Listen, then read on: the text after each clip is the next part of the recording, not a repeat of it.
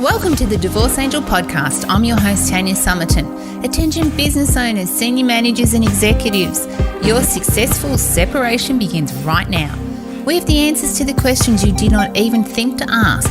Let's face it, you're already successful in your career and we're here to help expand your knowledge and limit your costs by designing a strategy for your divorce. We take all that business knowledge you've acquired and we put it to work. With proven strategies, systems and processes, we've saved our clients tens of thousands in legal fees and helped define their future. And now we're doing the unthinkable. We're revealing the secrets the lawyers have tried to hide and giving you our formula for 5 steps to a seamless divorce. We're changing the world one divorce at a time, so stay tuned. Hi everyone, welcome back to the Divorce Angel podcast. I hope you've had an amazing week. Here in Australia where I live especially, the weather has been spectacular, and I don't know if it's just the universe's way of apologising for everything else that we've been through recently, but I often wonder how, there's such contradictions in the world, in life in general, to be honest. But today I wanted to talk about one of my business pillars. So in the Divorce Angel business, we have pillars, and it's through those pillars that we're able to help and support our clients. And one of our pillars is obviously having an expert team. And that expert team are what help our clients with emotional support, legal support, financial support, and something that I like to call life support, because by the time you bring all of those things together, ultimately what we're doing is we're recharging a person's life and we're helping them move forward with the best possible tools to be able to really build a sustainable and wonderful future. But in this life support part is really where we get a lot of our insecurities, and let's just call them fears. The fears that hold us where we are and why we really don't want to move forward. Many people they are too scared to put the first steps forward to improve their life. And in a lot of cases, this occurs because firstly, they don't have the tools to be able to move forward. But the biggest issue is they are just so unsure about what the future may hold that the fear of staying where they are keeps them trapped, because the fear of moving is so great they just can't step into what that future may look like. And I understand it and I get it, because seriously, that was me. I waited and waited quite a few years before the fear of doing something about my unhappiness was outweighed by the fear of just staying where I was and nothing changing, and asking myself, how much longer can I put up with this? Am I prepared to live this way, or am I actually going to do something about it? Because the honest truth is if we don't do something, no one else will. And if you can relate to this, you would possibly be what I would call one of the struggling separated. And I know, because that was me. And a struggling separated is a person that is either about to separate or who is just separated, but really doesn't have any idea of the steps that they need to take to improve their future. But today, we want to talk about fear. And one of the ways that I like to look at it when I'm talking with clients is, seriously, what reward do you get from living in fear? So I want you to ask yourself that right now. Ask yourself that question. What reward do you get by living in fear? So let's just go back to the start right now. And if we look back into human evolution, fear is one of the main reasons that we're still here.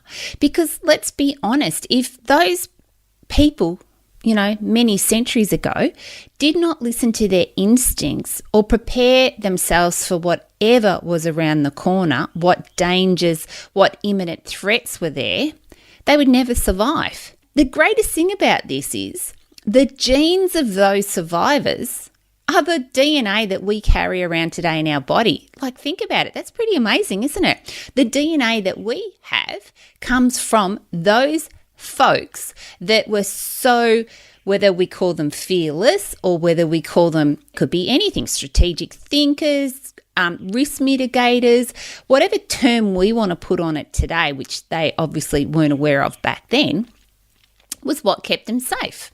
And you're carrying that DNA in you right now. Maybe just a very, very, very, very, very tiny bit, but you've still got it. Now, according to Charles Darwin, and he was best known for his contributions to the science of evolution, fear is an ancient instinct that remains untouched in modern civilization. So just like I said, the DNA of those ancestors and people that survived many, many centuries ago, we have in us today.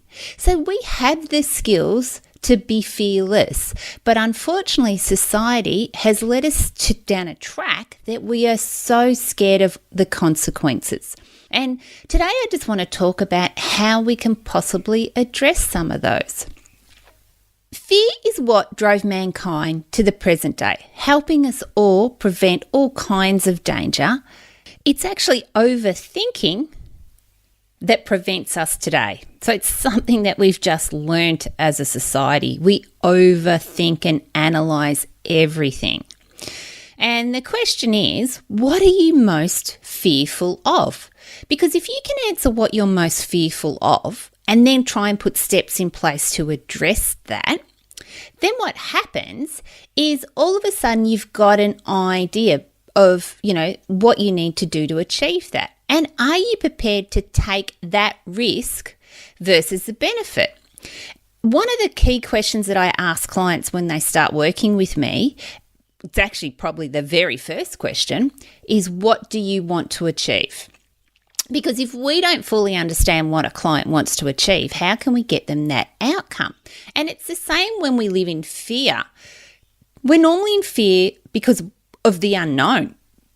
We just don't know what is out there. And because of that, we're just paralyzed and just can't put any steps in the right direction. We're also mostly scared, this is something that I can relate to so much, is failure. And if we fail, it just has, for our own identities, it can have serious consequences. But this is such, I'm not going to go into it, but it's like a kaleidoscope of things that, one after the other, just you address one thing and then something else comes up and something else comes up. That's why we work so hard in that pillar in the 5 steps to a seamless divorce. And when I talk about the life support, because all of these things together combined are what are holding us where we are. But let's go back to the question, and what are you fearful of? Are you fearful of being alone? Are you fearful of not having enough money? Are you fearful that you might lose the children? Are you fearful of losing, like I just said, your identity? So your identity is around the current house you live, the car you drive, and you're worried that if you separate, you're going to lose all of that identity. And this was something that held me for a very, very long time in my unhappiness. Because if you've listened long enough, you would have heard me say, we lived on the acre and a half and the tennis court and the pool, and friends used to call us the Hallmark family. And it was all fake. It wasn't real. Yet at that time in my life, all of those things were what I was striving to hold on to the most. I look back today and think it was so shallow of me, but it was all that I had. And because that was all that I thought that I had, I just held on so much. And, you could be relating to this. You could be going, this is Tanya, exactly. I get this because that's how I feel. If we get divorced or I move forward in my separation, I may lose everything that represents who I am. The truth of the matter is we can redefine our identity in another way. We can go about things differently, and especially I look at myself and I am no one special. I am exactly the same as you are. And if I can redefine and rewrite the chapters in my life, you certainly can. I am nothing extraordinary. I am exactly the same as you. So we can all do this together. And it's really important to me. It's one of my biggest beliefs that just because we're divorced does not mean that we failed. And it's not something we should be fearful of. It's actually something that possibly we can be jumping into. And, I know that sounds ridiculous. I mean, I don't jump into any divorce. If you can stay in a happy marriage, or you can fix an unhappy marriage to be happy, you need to do that first and foremost. But if you've married the wrong person, then there's no point staying in something that's not working. And our minds would consider the change we are looking for in our lives as sometimes the most significant danger that we've ever had. And it's because we are so unassured of a positive outcome. But what is a positive outcome? Because there's all degrees of positive. Is it 10% positive? Is it 80% positive? Or is it 90% positive? Because who's to say that even if you stepped into that fear and everything was 10% happier, if that's what you're looking for, if it's 10% happier, that 10% can grow to 20%, 30%, 80%, 90%, 100% over time. But you've at least just got to step into the fear to move into that 10%.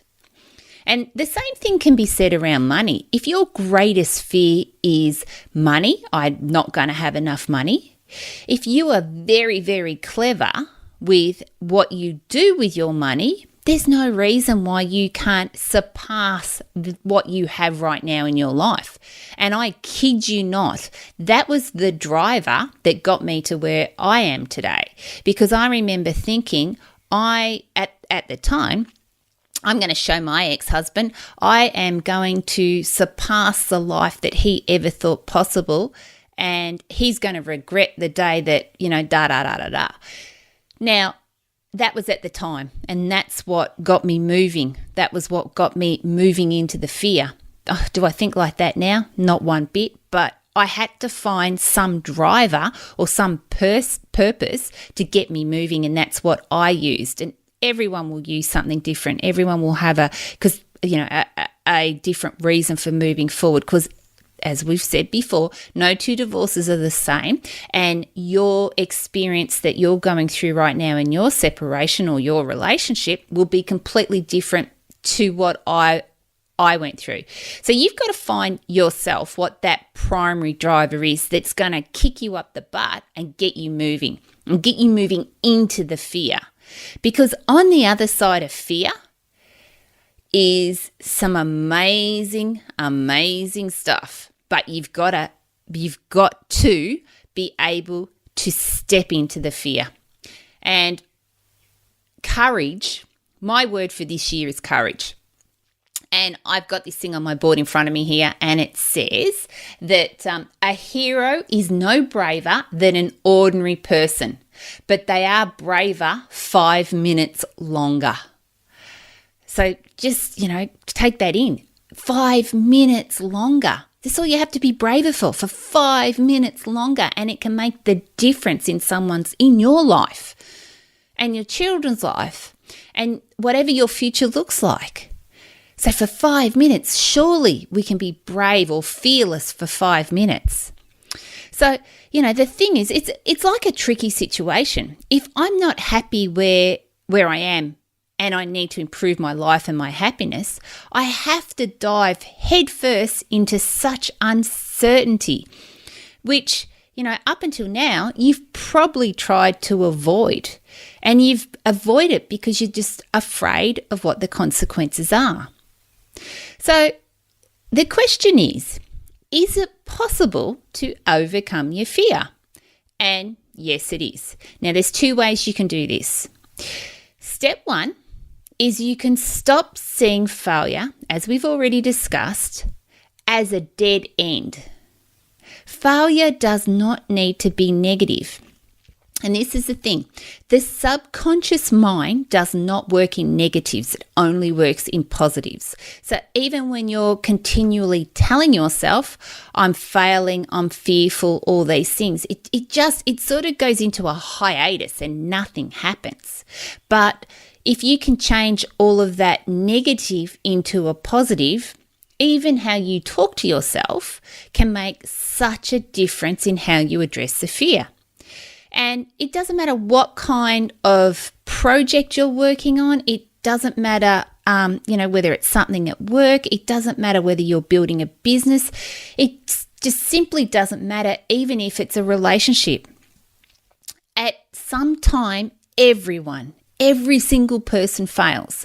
And I often recall Thomas Edison, and he said, I failed my way to success. And a mentor of mine was once saying, now I'm probably not going to get this 100% right, but I will try and paraphrase for you. And Edison had a workshop, and he'd been working for such a long time on a whole lot of projects and just didn't seem to get anywhere. Anyway, one night his workshop burnt to the ground, and his son ran out and was standing next to him as the whole workshop was burning to the ground. And he turned around and he said to his son, go and tell your mother everything's going to be okay because all of our mistakes are now gone and we can start again. Now, as I said, I am paraphrasing that, but it gives you an idea into the man. So knowing now what he did and what he invented, rather than all that work that he'd done and thinking that it was a failure, he actually said, that's it, that's gone, let's start again. And that's what I've tried to do in my life, and that's what I want for you as well. So just consider that, because it doesn't mean that we failed. It just means we've learnt. We've learnt from the mistakes, and we're not going to take them forward. And, it's just everything is going to be better. And the other thing is, when we're talking certainly about failure being a dead end, is something very important. If you are looking for the answers, or the more questions you get answered, the more that is unknown. Just think about that. The more questions that you get answered, the more questions there are. Because the more we evolve as people and as humans, the smarter we get, the more questions that are in front of us, which means they all need to be answered. So we're never ever going to find all the answers. But as we evolve and become deeper people, smarter people, more evolved as people, we have more questions. And every time a question gets answered, then after that, we've just got more and more and more questions to be answered. The next step is one that just everyone should do, and it's simply just take action. We need to put our thoughts aside and start doing. Paraphrasing one of the great thought leaders in history, Dale Carnegie, and if you haven't read some of his books, please go and read them. When we are inactive, we breed doubts and fear. Yet when we are active, we produce confidence and courage. So the process of doing generates an outcome and steps us through fear. And that's where we want to be in this human evolution. That's what we want. And one of my mentors once said to me, if the instructions, Tanya, for your life were on the outside of the box that you currently live in, what would you do to reach those details? So just imagine right now how you're living your life. You are stuck inside of a box. If you knew, for instance, that you could have the most amazing life and the details were on the outside of this box that we call life right now, what would you do to get those instructions? What would you do? Would you stay where you are right now, or would you actively do something to get those instructions and live the life that you were born to live? So it's reasonable and understandable to be afraid of the unknown, and we cannot fight human nature, but we all need success and we all have it in us. If I go back to the start of the podcast, think of the DNA that you are carrying in you right now. All of us are capable of breeding confidence and being courageous. And failure is just one of the tools that we need to drive us to success. So hopefully you've got something out of this podcast today. If you would like to know more about the 5 steps to a seamless divorce, go to my website and have a look. All of the details are there. I'd also like to thank one of my team members for helping me put today's podcast together, and that's the amazing Sergio. He is a gun. So thank you, Sergio, for helping me put this podcast together today, and I hope you got something out of it and it helps you put your next foot forward and move through fear. Okay, guys, I'll talk to you next week. Bye for now. Thanks for listening to the Divorce Angel podcast. Go behind the scenes of my business to learn the secrets no one else will share. Deep dive into the Divorce Angel process and listen to our most popular episodes over at tanyasummerton.com. If you love this episode of the podcast, do me a favour and head over to iTunes and subscribe and leave a review so we can reach more people and change more lives. That's all for now, and I'll catch up with you next week.